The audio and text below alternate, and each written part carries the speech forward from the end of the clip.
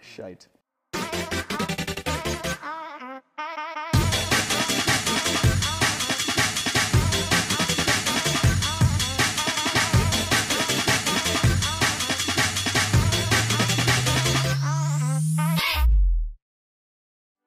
Nicholas Olenan, gyda Matatu man. Mag Zain. Ta an dúil agam sé bheith tíomh mí nuair tá deis agam sé agus nuair tá green agaí inis is rís. Agus mar sin dé tá post aonta simime agad sé agus aonta agsúil, so inis dom agus inis dún go ddíire céirí anas tú. I suppose gá taobh le má fust an chiad páirt nó ha mé mar youth justice worker I Gaillimh agus obríam le páistí a dóigh agus opléigh den díis aá é tribló leis na Gardaí agus sé má fast chuní de chuirsíos bór níos sláánú agus níos ceart agus takeíocht a thart dómh. An taobh eile leis cúpla bliain ó hin bhunaíomar me héin agus lead eile de Barry Dillon chathairnacht leis an anam the Venture Wilderness Project agus déanaid lán chóirsaí leis an nódóir le chlán agus le páistí ag féchant ar Forbar Parsonta ag féchant ar ní gleathach agus ruí mar san. So mar a bhéine tú héin ag tatú I de actioní alumí na outdoor adventurer. So mar sin dé an post is fear dónatá an. Into de, yeah. You know, chud is mú down on me ag tairink mo roiig amachs mo cheann ach bheoch tahí úntoch gachla lá agat san posta. An céad rud is dótha a hagna seaachach le gin, mar go gaithinn tú héin an méid sin amatíh an mí faoin tú cos fear gus riile. An gapan tú mar tír an dogan mud an ara ceart ar an simpaachta agin. I suppose bhí an tálam go mit rééis taistal agus a choní a tír eile. Agus a gomperád ní dólan bhfuil mí déanamh an óhan. Tá roiinfá rudí úntaach a móthain agus a dína déanamh obair iontoch ar fad, ach mar tír go thomláin, ní dólan bhfuil a meas céine a bhain ar an nádúir náthá tír eile.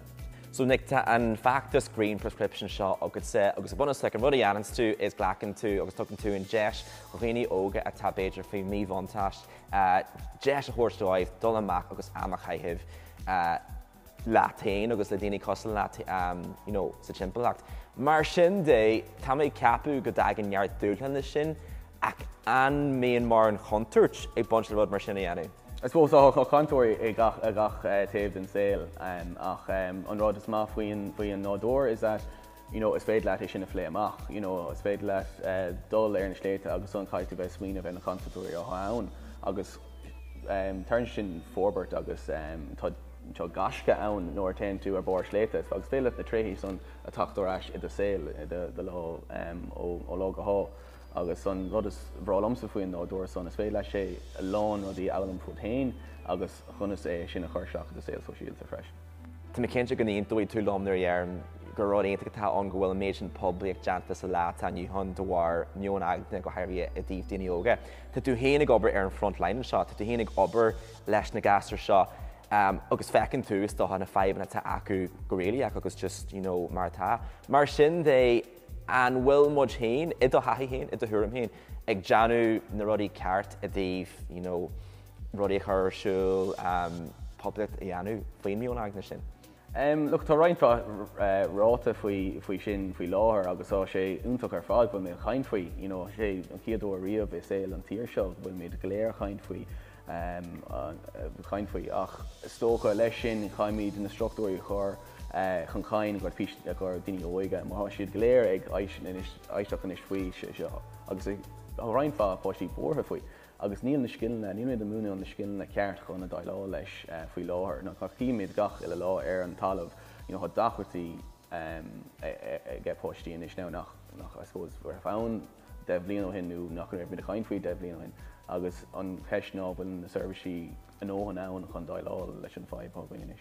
Okay, Nick, an adventure extraordinaire atá seo agin tá go bhór den siar seo feice agat, go bhór den dóna na homna feice agat sé. Mar sin de ceiríonn at is fearr chaitú ama an go fáil.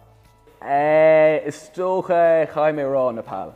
Seo an John just áit spirituúil ann áit ionach ar fad na ráiche. Is féad leat a dul ar siúlód go gá seachtain agus fehadíine a féchant ar. Ní léon sé just áit ionach ar fad agus bralam a bheith ann. Nick, tá tú dul neart chuneart agus áhla ahan rudí anna suas a tócaí. Agur míl mágad.